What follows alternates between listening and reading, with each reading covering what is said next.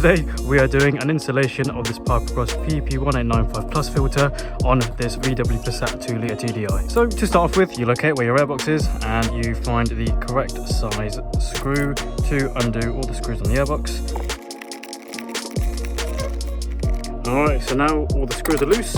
You simply lift the airbox and here is your filter. That's it. Here is your air filter. So now that the paper filter is now at the airbox, I've just taken the Pipercross filter out of its packet as well to do a quick comparison before installing it. So straight away we can see that the Pipercross air filter is about half the thickness of the paper filter.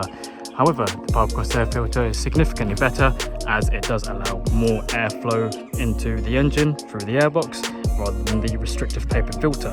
Being a foam filter, as said, allows maximum airflow, but also at the same time captures all those dirt particles.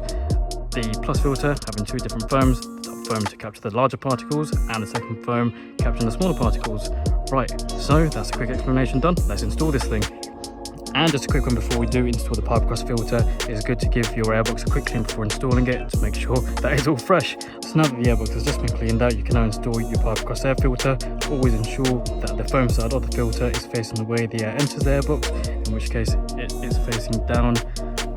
Just quick, nice and easy to install, just push it in and that's it, that's all installed. Time to get rid of this. Okay, now that the paper filter has been disposed, it's time to put your airbox back on. Simply the way you opened it, just put it back on top, line up with the screws there and tighten them up again.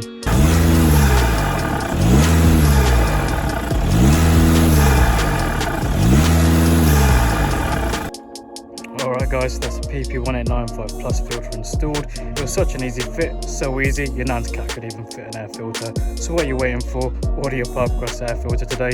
Thank you very much for watching.